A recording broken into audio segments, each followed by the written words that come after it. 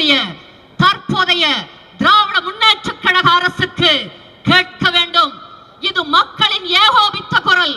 மக்களுக்காக உழைத்த தலைவர்களை, மக்களுக்காக உழைத்தவர்களை கொண்டு அண்ணா திராவிட முன்னேற்ற கழகம் வாக்கு கேட்டு வரும். 2026 வரும் என்று கடந்த 20ஆம் தேதி 19-20ஆம் தேதி நடந்த சம்பவம், கள்ளச்சாராய சம்பவம், விஷச்சாராயத்தில் மரணமடைந்தவர்களுடைய சம்பவம், அந்த சம்பவத்துக்காகத்தான் இத்துணை போராட்டம். குடிப்பவர்களை, குடித்து கெட்ட பழக்கத்தால் இறந்து போனவர்களுக்காக இவ்வளவு பெரிய ஆர்ப்பாட்டமா என்று அறிவு ஜீவிகள் என்று தங்களை சொல்லிக் கொள்ளும் சிலர் கேட்கிறார்கள். அருமை சகோதரர்களே, சகோதரிகளே, அண்ணா திராவிட முன்னேற்ற கழகம் சும்மா தெரியாம பண்ணல. அது ஏன் பண்றோம் இவ்வளவு பெரிய போராட்டம்? ஏன் சட்டசபையில் பேச வேண்டும் என்று நமது மாண்புமிகு உறுப்பினர்கள் எல்லாம் விடாப்பிடியாக கேட்டார்கள். இதோ வெளியே அனுப்பப்பட்டிருக்கிறார்கள். இந்த தொடர் முழுமைக்குமாக வெளியே அனுப்பப்பட்டிருக்கிறார்கள். என்ன அராஜகம்! மாண்புமிகு முதல்வர் ஸ்டாலின் நடத்துவது என்ன ஆட்சி? காட்டாட்சி தர்பார். உத்தரப்பிரதேசத்துல, பீகார்ல கூட நடக்காத சம்பவங்கள் எல்லாம் இங்கே நடந்தேறிக் கொண்டிருக்கின்றன.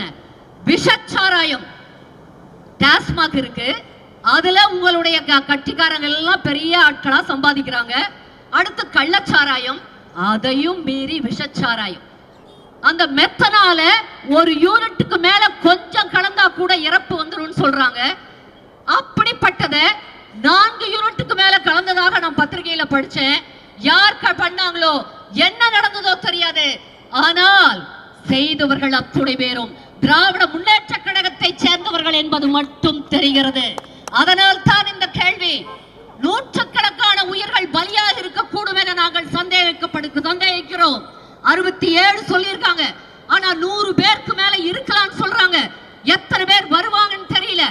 அங்க உடனடியா காலையில அந்த சம்பவத்தை பற்றி கேட்ட உடனே அந்த இடத்துக்கு விரைந்து ஒவ்வொரு குடும்பத்தையும் பார்த்து அவங்களுக்குரிய ஆறுதலை சொல்லி, 3 குழந்தைகள் அம்மா அப்பா இருவரையும் இருந்து நிற்கிறார்களே என்ற ஒரு வேதனையில் பார்த்தவுடன் அண்ணா திராவிட முன்னேற்ற கழகம் அவர்களது படிப்பு செலவை ஏற்றுக்கொள்ளும். மாதம் 5000 ரூபாய் உதவித்தொகை அவர்களுக்கு வழங்கப்படும் என்று ஆதுரத்தோடு தாய் உள்ளத்தோடு கூறிய நமது தலைவர் அன்னைக்கு நைட், அன்னைக்கு ஒரு 7 மணிக்கு அண்ணனை நான் பார்த்தேன். முகமெல்லாம் அப்படியே எப்படி இருந்தது தெரியுமா? மெட்ராஸ் பாஷையில சொல்லுவாங்க பெஸ்ட் அடிச்சுன்னு. அப்படி ஒரு கலவரமாக, ஒரு பயங்கரமான கொடூரத்தை நேரிலே தான் பார்த்த துக்கம் மனதிலிருந்து வெளியே போகாமல், ஐயோ நான் மாநிலம் ஆயிற்றே, பார்த்து பார்த்து இந்த மக்களுக்கு நான் திட்டங்கள் தீட்டி பார்த்து கொண்டேனே, அந்த மக்களுக்கு இப்படி ஒரு கேவலம், இப்படி ஒரு கொடூரம் நடந்திருக்கிறதே. அத பார்க்க சீஃப் மினிஸ்டர் போல, மாண்புமிகு முதல்வர் போக மாட்டாராம். ஏன் போகணும்னு கேட்டாங்க. என்ன சொன்னீங்க? ஒவ்வொரு சின்ன சின்ன சம்பவத்தில எல்லாம் அத்துணை மீடியாக்களும் சேர்ந்து எங்கள் தலைவருடைய மகத்தான பணிகளை, அண்ணா திராவிட முன்னேற்ற கழக அரசு ஆற்றிய அளப்பரிய பணிகளை பற்றி கொஞ்சம் கூட கவலைப்படாம திரும்ப திரும்ப என்ன சொன்னீங்க? பெரிய புதுசா வர்ற சமூக ஆர்வலர்கள், சுற்றுச்சூழல் ஆர்வலர்கள், கட்சிக்காரங்க, யூடியூபர்ஸ், இன்ஃப்ளூயன்சர்ஸ், என்னென்னவோ பேர் சொல்றாங்க. அத்தனை பேரும் என்ன பேசுறீங்க? அண்ணா திமுகவை எல்லாரையும், எங்களுடைய பணிகளை எல்லாம் எவ்வளவு கேவலமாக சித்தரித்தீர்கள். இப்போ ஒருத்தருக்கும் வாய் திறக்க முடியல. இவ்வளவு ஒரு கொடூரம் நடந்திருக்கிறது. இதோ பாருங்க, 2 நாள்ல மறந்தாச்சு. இவங்களுக்கு என்ன தெரியுமா? கவலை அவ்வளவுதான். ஒரு மாசம் அப்படியே ஒரு நபர் கமிஷன், ஒரு 10 லட்சம் ரூபாய் எல்லாத்தையும் மாத்திட்டா, நாங்க எங்கள் தலைவர்களை வைத்துக் கொண்டுதான் நான் கேட்கிறேன். அண்ணா திராவிட முன்னேற்ற கழகத்தின் செய்தி தொடர்பாளராக நான் உங்களை கேட்கிறேன். அது முதல்ல யார் மேல எடுத்தீங்க? கண்ணுக்குட்டி, ஒரு சின்னதுரை, அதுக்கு மேல ஒருத்தர், அப்புறம் மெத்தனால் வித்தவரு, அதுக்கப்புறம் யார் இருக்கா? அவங்க மேல எல்லாம் நடவடிக்கை எடுத்தீங்க. 2 திராவிட முன்னேற்ற கழக சட்டமன்ற உறுப்பினர்கள் உதயசூரியன் சங்கராபுரமோ, ரிஷிவந்தியம் எம்எல்ஏ வசந்தம் கார்த்திகேயன் இருக்கிறாங்க. என்ன நடவடிக்கை எடுத்தீங்க? அவங்க மேல என்ன பண்ணீங்க? சாராயத்தை விஷச்சாராயமாக அதிக லாபத்துக்கு ஆசைப்பட்ட மக்களை இப்படி கொன்று குவித்தீர்களே, கேள்வி முறை இல்லையா? அவர்கள் அவ்வளவு சம்பாரிச்சு ஒரு நாளைக்கு 2 கோடின்னு ஒருத்தர் யூடியூப்ல தான் சொல்லிட்டு இருந்தார் வருமானமா, அந்த ஒரு பகுதியில கள்ளச்சாராயத்துல. அப்போ அந்த 60 கோடியும் நிச்சயமாக திமுக தலைமை குடும்பம் அவங்களே வச்சுக்கிறது கூடாது.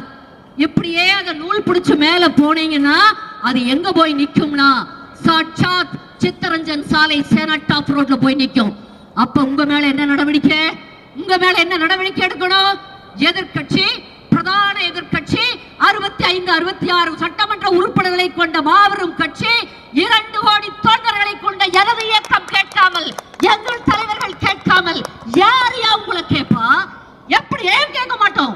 கேட்போம். உண்ணாவிரதம் மட்டுமல்ல, எங்களுடைய கோரிக்கை சிபிஐ விசாரணை வேண்டும். ஏன் போடுறதுக்கு என்ன உங்களுக்கு? ஏன் சிபிசிஐடி பத்தாதா? சிபிசிஐடி என்ன பண்ணுச்சு? பாராளுமன்ற தேர்தலையே வெற்றி பெற்ற எங்கள் வேட்பாளர்களை நீங்க 2-3 தொகுதிகளில் உங்களுடைய செல்வாக்கு பயன்படுத்தி தோல்வி அடைந்ததாக அறிவித்து விட்டீர்கள் என்று கேள்விப்படுகிறோம். அப்படி இருக்கிறப்ப எங்களுக்கு பயம் வருது. சிபிசிஐடி உங்க பாக்கெட்ல இருக்கு. காவல்துறையுடைய அமைச்சர் யாரு? மாண்புமிகு முதலமைச்சர் ஸ்டாலின். அப்ப நீங்க உங்கள்ட்ட என்ன நியாயத்தை எதிர்பார்க்க முடியும்? திராவிட முன்னேற்ற கழக அரசிடம், திராவிட முன்னேற்ற கழக தலைவரிடம் ஏதாவது நல்லதை நாங்கள் எதிர்பார்க்க முடியுமா? நீங்கள் ஏதாவது எங்களுக்கு நல்லது செய்வீர்களா? செய்துதான் உங்களுக்கு பழக்கம் இருக்கிறதா? இல்ல இந்த முறைதான் எந்த தரப்பையா சந்தோஷமா இருக்கு? யார் சந்தோஷமா இருக்கா உங்ககிட்ட? ஆசிரியர்கள் சந்தோஷமா இருக்காங்களா? உங்களை எப்போ ஆதரவு கொடுப்பாங்க. அரசு அதிகாரிகள் யாராவது அரசு அலுவலர்கள் மகிழ்ச்சியா இருக்காங்களா? அவங்களும் எப்போ உங்களுக்கு ஆதரவு கொடுப்பாங்க. யாரு சிறுபான்மை மக்களுக்காவது நீங்கள் ஏதாவது நல்லது செஞ்சிருக்கீங்களா? இல்ல விவசாயிகளுக்கு நல்ல நிம்மதியா விட்டீங்களா? இல்ல யார விட்டீங்க? பெண்களை கேவலப்படுத்துறீங்க. என்ன சொன்னீங்க? அநியாயம்.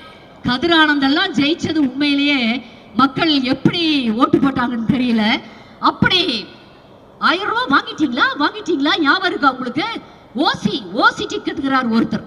எவ்வளவு கேவலப்படுத்த முடியுமோ அவ்வளவு மோசமாக கேவலப்படுத்தி, அசிங்கப்படுத்தி, எங்களை எல்லாம் பாடி வதங்க பண்ணி இப்போ 100 பேருக்கு மேல சாகடிச்சிருக்கீங்க மிஸ்டர் ஸ்டாலின்.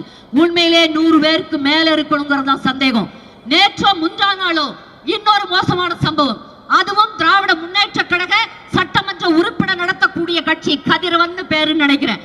அந்த காலேஜ்ல ஒரு பொண்ணு, வயது பொண்ணு, படிக்கக்கூடிய 1ஆம் ஆண்டோ 2ஆம் ஆண்டோ படிக்கக்கூடிய ஒரு பெண் தற்கொலை செய்து கொண்டதாக ஒரு நாடகம் நடத்துறதாக அந்த அம்மாவும் அப்பாவும் கதர்னதை நம்ம வாட்ஸ்அப்ல பார்த்தோம். அப்படியே அமுக்கிட்டாங்க. அது அப்படியே வெளியிலேயே வரல. ஒரு தடவை 2 தடவை செய்தி வந்தது, அவ்வளவுதான். அதுக்கப்புறம் இல்ல. ஊடகங்களை உங்கள் கைப்பாவைகளாக வைத்துக் கொண்டு, ஊடகங்கள் நீங்கள் சொல்வதையெல்லாம் கேட்கும் ஏவலாளிகளை போல மாற்றி வைத்துக் கொண்டு, எக்கச்சக்கமான ஊடகங்களை நீங்கள் உங்கள் கையில் வைத்துக் கொண்டு மக்களை எவ்வளவு நாளைக்கு தான் இப்படி ஏமாற்றுவீர்கள்? அதையும் நாங்கள் பார்த்து கொண்டிருக்க முடியுமா? அண்ணா திராவிட முன்னேற்ற கழகம் பார்த்து கொண்டிராது. உண்ணாவிரதம் என்ன? நீங்கள் சட்டமன்றத்தில் இருந்து எங்களை தூக்கி போட்டாலும் நாங்கள் எங்கள் அண்ணன் புரட்சி தமிழர் அண்ணன் எடப்பாடியார் மீண்டும் முதல்வர் ஆவார். என் சகோதரர்கள் எல்லாம் மீண்டும் அங்கே சட்டமன்ற உறுப்பினர்கள் ஆவார்கள். அங்கே திரும்பவும் மக்களாட்சி நடைபெறும். மக்களுக்கான ஆட்சியாக, மக்களுக்கான நலத்திட்டங்களை கொடுக்கக்கூடிய ஆட்சியாக, மக்களுக்காகவே செயல்படக்கூடிய நபர்களாக எனது தலைவரும் எனது அமைச்சர் பெருமக்களும் எங்கள் சட்டமன்ற உறுப்பினர்களும் இருப்பார்கள் என்பதை உங்கள் சகோதரியாக நான் பெருமிதத்தோடு சொல்லிக் கொள்கிறேன், உறுதியாக சொல்கிறேன். இதுவே இறுதி மணி. ஸ்டாலினின் ஆட்சி நீக்கப்பட வேண்டும், முற்றிலுமாக அகற்றப்பட வேண்டும். அவர் மட்டுமல்ல, தலைவர்கள் கேட்கவில்லை, எங்கள் புரட்சி தமிழர் கேட்கவில்லை, நாங்கள் கேட்கிறோம். நாங்கள் தொண்டர்கள் கேட்கிறோம். சகோதரர்களே, சகோதரிகளே, நாம் கேட்போம். மக்கள் நலத்தை முழுமையாக புறக்கணிக்கக்கூடிய திராவிட முன்னேற்ற கழக அரசு உடனடியாக நீக்கப்பட வேண்டும். அதற்கு எங்களுக்கு சிபிஐ விசாரணை வேண்டும். சிபிசிஐடி விசாரணை இங்கே மாநில அரசின் பொறுப்பில் இருப்பதால் சிபிசிஐடி விசாரணையில் எங்களுக்கு ஒரு துளியும் நம்பிக்கை இல்லை. அது எப்படி இருக்கும் என்பது எங்களுக்கு தெரிகிறது.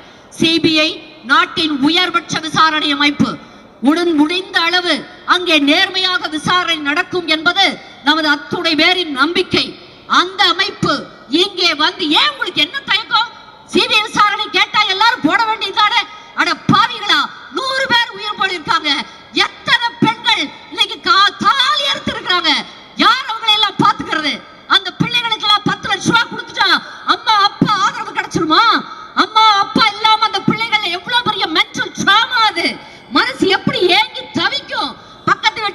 ஒரே தெருவுல 26 பேர் போயிருக்காங்க. அந்த வீட்டுல வாழ முடியுமா? அந்த ஊர்ல வாழ முடியுமா? எதை பத்தியும் கவலைப்படாம எப்படி உங்களால் சாப்பிட முடிவது? போய் விக்கிரவாண்டியில 10 அமைச்சர் போட்டீங்களாமே, இதே எங்க அண்ணனா இருந்தா அந்த இப்படி ஒரு சம்பவம் நடந்தே இருக்காது, ஒரு நாளும் நடந்திருக்காது. எங்கள் அண்ணன் தலைவராக இருந்திருந்தால், நாட்டை ஆண்டு கொண்டிருந்தால், முதல்வராக இருந்தா மக்கள் தப்பு பண்ணிவிட்டாங்க. தப்பு. எங்கள் அண்ணன் கண்டிப்பா அந்த நிலைமை வந்திருக்காது.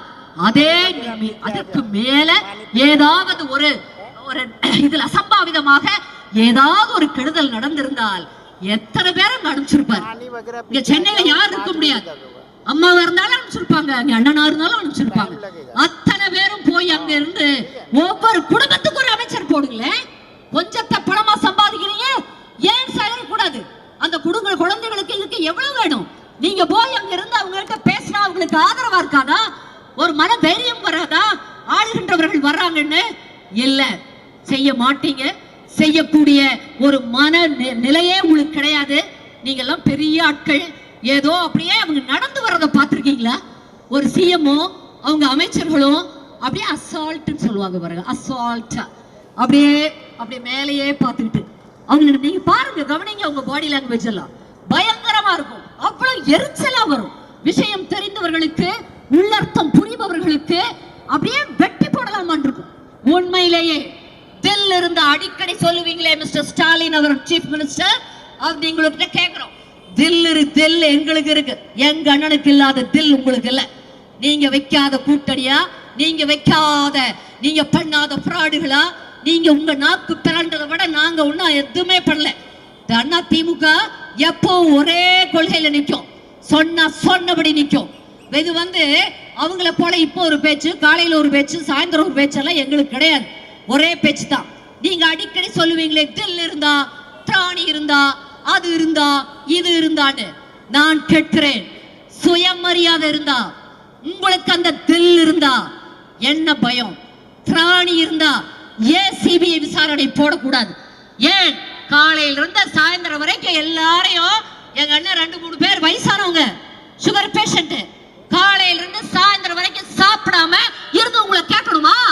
முதல் தடவை கேட்கிறப்ப தெரியாத அந்த கவர்மெண்ட்டுக்கு ஆட்சியை கலைக்க வேண்டும் என்பதே எங்களுடைய ஒரே கோரிக்கை. அதற்கு முன்பு சிபிஐ விசாரணை வேண்டும்.